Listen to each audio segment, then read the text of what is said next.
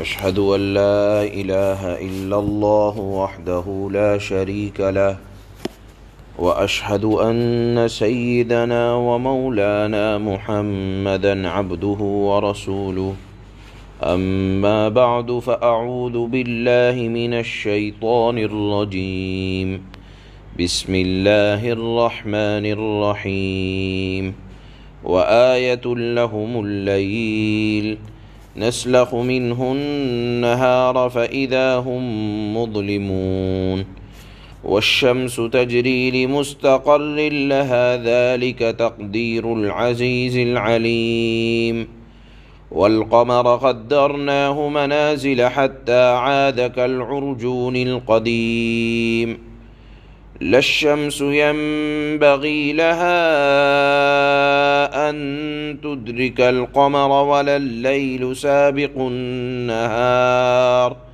وكل في فلك يسبحون صدق الله مولانا العلي العظيم۔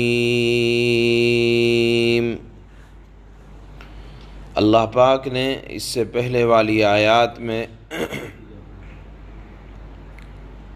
اللہ کے وجود پر اور اللہ کی قدرت پر اور اللہ کے خالق و مالک و رازق ہونے پر اللہ نے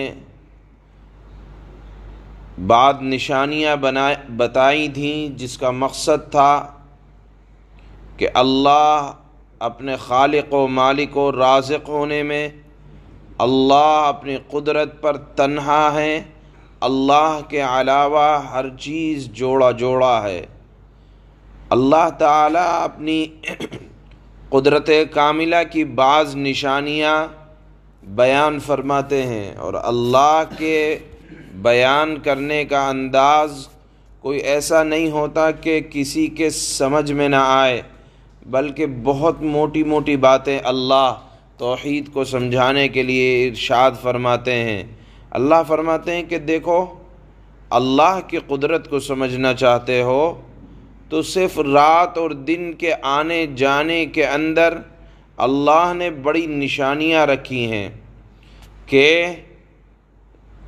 رات کے بعد دن آتا ہے اور دن کے بعد رات آتی ہے، تو اگر ہمیشہ دن ہی رہتا تو بھی تکلیف رہتی، اور ہمیشہ اگر رات رہتی تو بھی تکلیف رہتی۔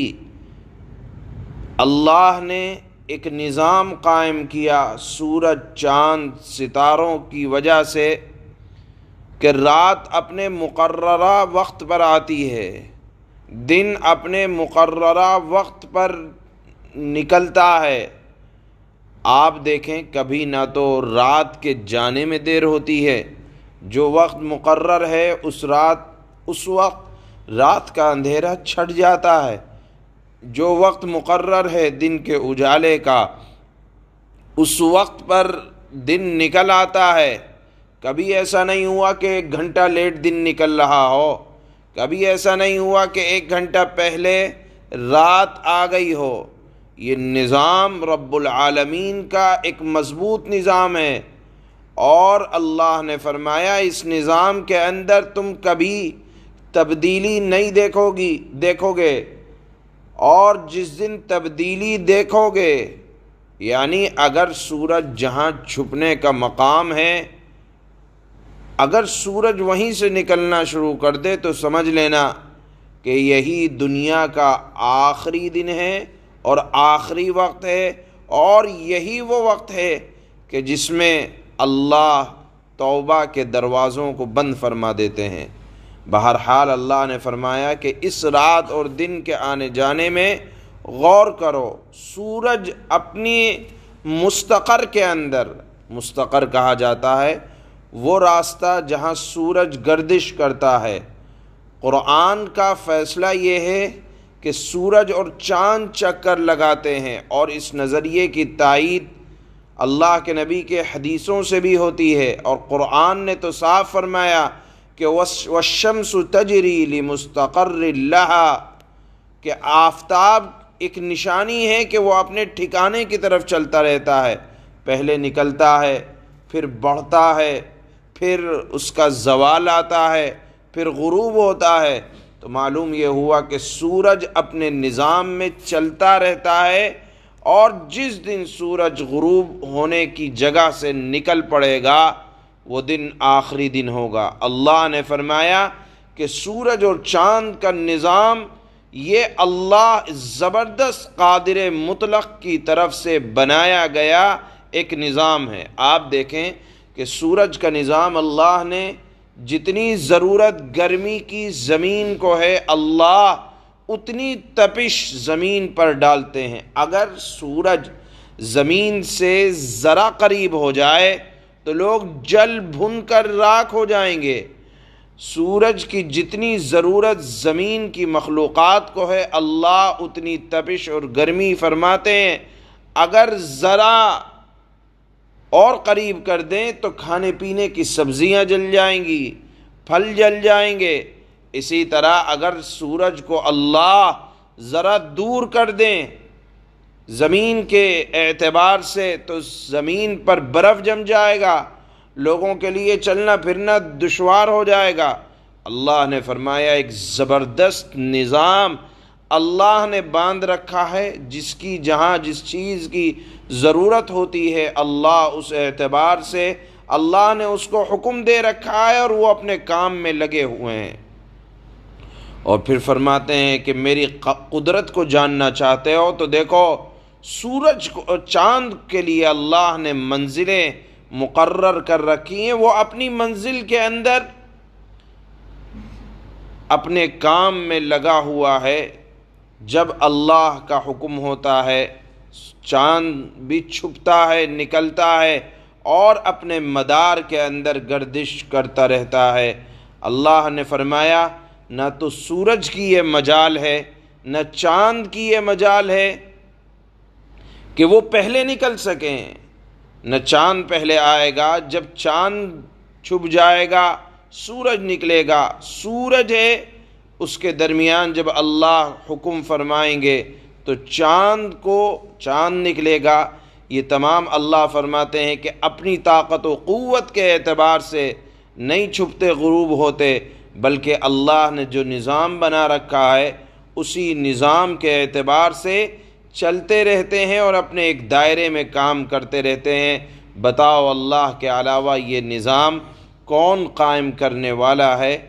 اسی چند اللہ نے موٹی موٹی توحید کو سمجھانے کے لیے اپنی نشانیوں میں غور و فکر کرنے کا حکم دیا اور فرمایا کہ اللہ کے علاوہ یہ مضبوط نظام کوئی اور قائم نہیں کر سکتا۔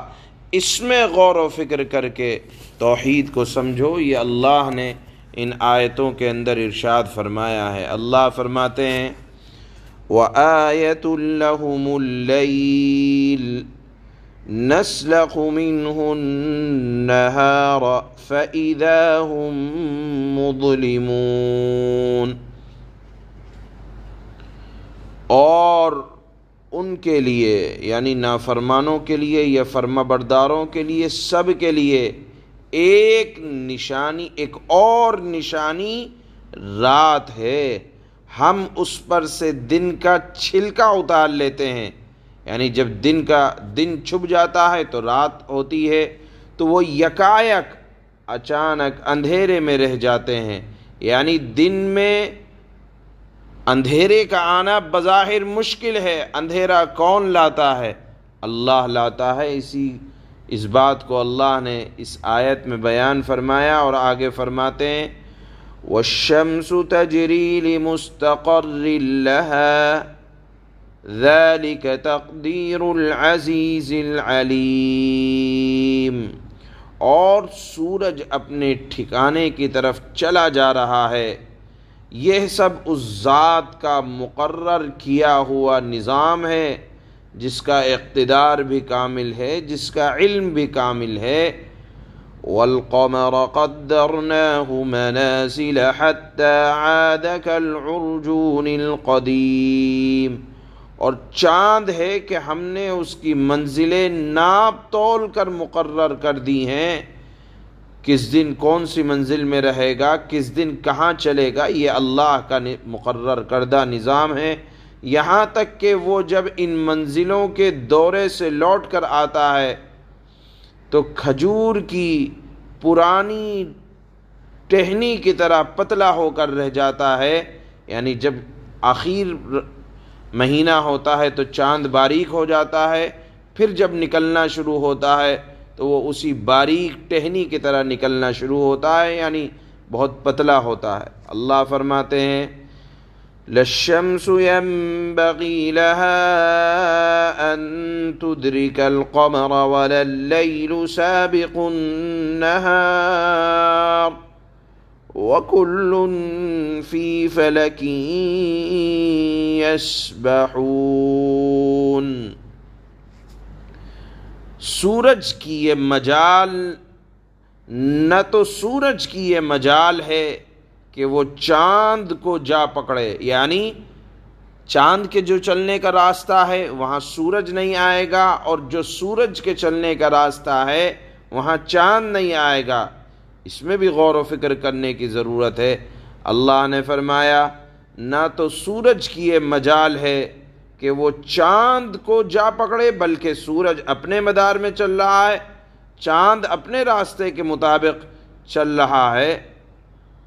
اللہ فرماتے ہیں اور نہ رات دن سے آگے نکل سکتی ہے. یعنی ایسا نہیں ہے کہ رات کے آنے میں، رات جب جائے تو 2-4 گھنٹے لیٹ ہو جائے، 2-4 گھنٹے دن دیر سے نکلے. نہیں، جو وقت رات کے جانے کا ہے، جو وقت رات کے آنے کا ہے، وہ اپنے نظام کے اعتبار سے، اور نہ رات دن سے آگے نکل سکتی ہے. اور یہ سب یعنی کائنات کی زمین، آسمان، چاند، سورج، ستارے، یہ سب اپنے اپنے مدار میں تیر رہے ہیں. اللہ کے اعتبار سے ایک نظام مقرر ہے. سبحان اللہ.